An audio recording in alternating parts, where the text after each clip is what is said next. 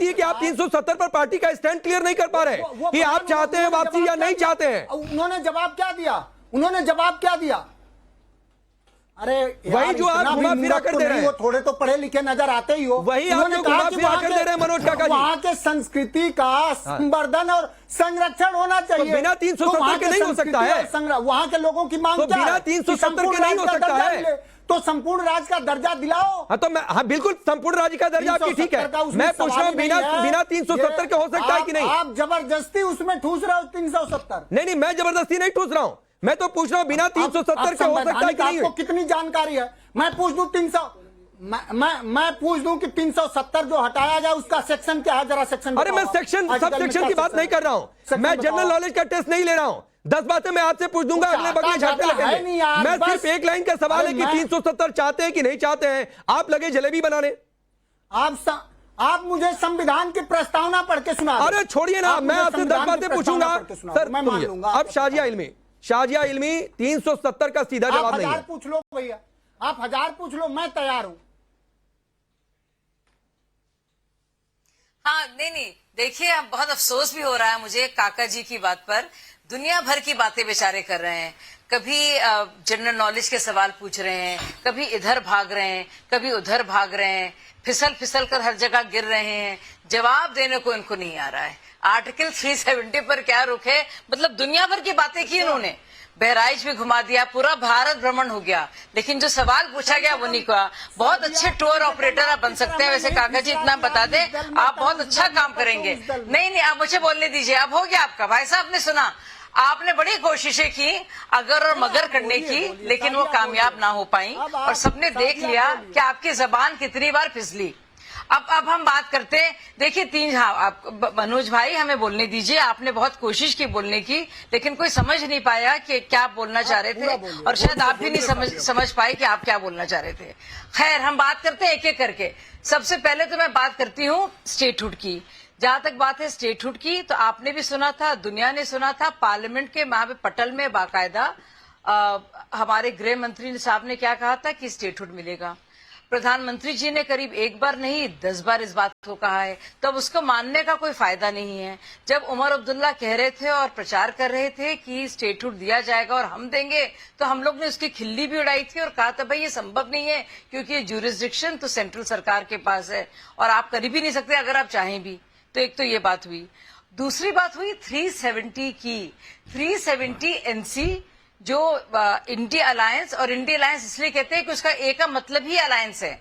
इसका जवाब राहुल गांधी जी बेचारे दे नहीं पाए थे और अमेरिका में उनका काफी मजाक उड़ा था, तो इसलिए वो इंडिया अलायंस उसको बोलते हैं, क्योंकि ए का मतलब ही अलायंस है, तो उसका कोई औचित्य नहीं है उसको इस्तेमाल करना, इसलिए लोग इंडिया अलायंस या इंडी गठबंधन बोलते हैं। कोई मजाक नहीं उड़ाना चाह रहा आपके गठबंधन का। और आपके गठबंधन के ही है नेशनल कॉन्फ्रेंस, जिसको बाकायदा हम लोग ने ना सिर्फ बधाई दी है, लेकिन उनको चाहे वो एलजी साहब हो चाहे वो पीएम साहब हो, उन्होंने बाकायदा ढेर सारी शुभकामनाएं भी दी हैं। तो ऐसा भी नहीं है कि कोई आपसी रंजिश है इसको लेकर।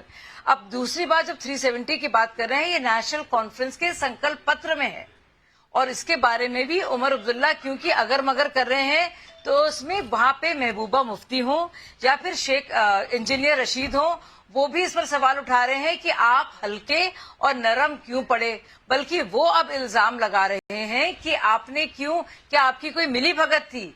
तो ये बाकायदा बयान आए हैं, अगर आप पढ़ेंगे और फॉलो करते हैं जम्मू कश्मीर की राजनीति को, तो आप भी इस बात को समझेंगे कि मैं तथ्य बता रही हूँ मनोज भाई, मैं आपके खिलाफ कुछ नहीं बोल रही हूँ, प्लीज समझिए इस बात को। और तीसरी और सबसे जरूरी बात इसमें यह है और कि अभी 370 का क्या होना है। क्या 370 को लेकर बैक बर्नर पे रखा जाएगा? क्या इसको लेकर चाहे वो महबूबा हो या फिर इंजीनियर रशीद हो या और जो कोई भी उस पर सवाल उठाएगा, या फिर जिस तरह से स्वेरिंग इन सेरेमनी हुई है वो आगे बढ़ेगी। और चौथी सबसे जरूरी बात, क्यों कांग्रेस भाग रही? नहीं, सबसे जरूरी बात राकेश जी, जो एक्चुअली जो सुर्खी यही है सबसे बड़ी, वो सबसे बड़ी सुर्खियों में से सुर्खी ये है कि क्यों कांग्रेस आनाकानी कर रही है और क्यों कांग्रेस कह रही है कि हमें वो एक पोर्टफोलियो भी नहीं चाहिए। साफ जाहिर हो गया कि नेशनल कॉन्फ्रेंस के बाद गाड़ी में सारे पहिए थे, स्टेपनीज भी थी, और ये तीसरी चौथी स्टेपनी की जरूरत भी नहीं थी। तो ये बात है, मेन खबर तो ये है जिस पर हम अब आ रहे हैं। मेन खबर यही है क्या?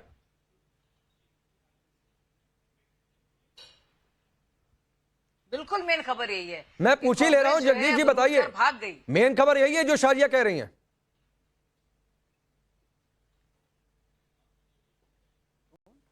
अरे जगदीश जी कनेक्टेड नहीं है क्या पीसीआर? जगदीश जी से सवाल पूछते पूछते फ्रीज हो गए। खैर बशीर शेख बताइए, क्या आप लोगों ने कांग्रेस को अलग कर दिया? क्या जरूरत थी नहीं इसलिए बाहर कर दिया? आना है आओ, नहीं आना है मत आओ, एक सीट तुमको दे रहे हैं, लेना है तो ले लो बर्थ। दूसरी बात है कि ये अच्छी बात है कि 370 पर आपको पता है कि दाल नहीं गल सकती, इसलिए सीधे उसकी आज बात आज तो ना करें कम से कम। पहली बात यह है कि आर यू आस्किंग मी, अब बशीर मेरे शेख साथ सवाल कर रहे हैं आप? अब बशीर शेख आपका ही नाम है सर? हाँ बशीर, मैं कहना आप मेरा नाम ही गलत बोल रहे थे तो मैंने कहा कैसे, मैं मुझे कहा मुझे तो क्या सर बोलूं, ठीक मैं कर आप किसको दीजिए, बोल अगर रहे कोई हैं? गलती हुई है तो हम सुधार लेंगे, बताइए। पहली चीज है आपका सवाल क्या है? हाँ नहीं, मुझे पहले मैं आधे घंटे से आपकी डिबेट सुन रहा हूँ और मैं आपने नाम बने सोचा पता नहीं किसको पूछ रहे हैं। नहीं आधा घंटा तो सर शुरू हुए कार्यक्रम नहीं हुआ। कहाँ आधा घंटा से सवाल सुन क्या रहे है थे? मेरे से? 10 मिनट आधा हुए, घंटा तो 10 कार्यक्रम मिनट, शुरू हुए नहीं 10 हुआ मिनट सर। हुए भाई साहब। जब से मैं बैठा हूँ तब से 10 मिनट हुए। नहीं हो सकता है, चलिए आधे हाँ घंटे जी, से बैठे आप- हो शो के लिए। आपका सवाल क्या है? सवाल 5 मुद्दे पर आइए आपका सर। सवाल बशीर क्या है? शेख सुनिए, 4 मिनट सवाल दो है चला आपसे। था। अरे एक मिनट, उसके बाद शाजिया बोले प्लीज थे। Let me ask question. जी बशीर शेख सवाल दो रहे, एक तो आप लोगों ने क्या कांग्रेस को निकालकर फेंक दिया, सवाल कुछ क्या है? जरूरत है नहीं, एक सीट दे रहे हैं, हाँ। उनको ज्यादा चाहिए थी तो वो कह रहे हैं भाई अभी हम कैबिनेट में आएंगे नहीं। दूसरा सवाल है कि आज फिर बशीर अहमद ने कहा कि 370 को लेकर आगे बढ़ेंगे। भाई दाल नहीं गल सकती है, छोड़ दीजिए। मनोज काकर जी ने भी कह दिया कि जो गया सो गया। ये बात सुन लीजिए, ये जो आप कह रहे हैं ना कि ये आपका प्रिस्क्रिप्शन है, ये आपकी सोच हो सकती है। हाँ। जम्मू कश्मीर ने नेशनल कॉन्फ्रेंस का जो मैनिफेस्टो है उसमें कहा है कि 370 खत्म नहीं हो सकता, उसके लिए हम लड़ते रहेंगे। अरे खत्म हो गया है, आपको हो क्या नहीं स्टेटहुड सकता? देने में ये आपने कहिए कि कहा वापस कि- लाने के लिए लड़ेंगे, खत्म तो हो चुका है। मेरी बात सुन लीजिए ना, हाँ, पहले बोलिए। सुन लीजिए मुझे। हाँ, आप ठीक। बीच में मत टोकिए। नहीं, जब पूरी मैंने करिए। आपने सवाल किया 370 जम्मू, हाँ 370 हमारा इश्यू है, ये किसी से चोरी नहीं लिया था, ये कॉन्स्टिट्यूशन के अंदर प्रोविजन था। इसमें वक्तन फोक्तन सुप्रीम कोर्ट से भी बाज़ाब्ता वर्षन आए थे, लेकिन चूंकि बीजेपी के एजेंडे में था उन्होंने हटाया, कोई बात नहीं। मगर सवाल यह है कि स्टेटहुड देने में आपने कहा कि पार्लियामेंट में होम मिनिस्टर ने भी और कई दफा प्राइम मिनिस्टर ने भी कहा कि स्टेटहुड देंगे, लेकिन दिया क्यों नहीं? इलेक्शन से पहले क्यों नहीं दिया? पार्लियामेंट के इलेक्शन से पहले क्यों नहीं दिया? अब तो इलेक्शन हो गए, अब तो कर दें।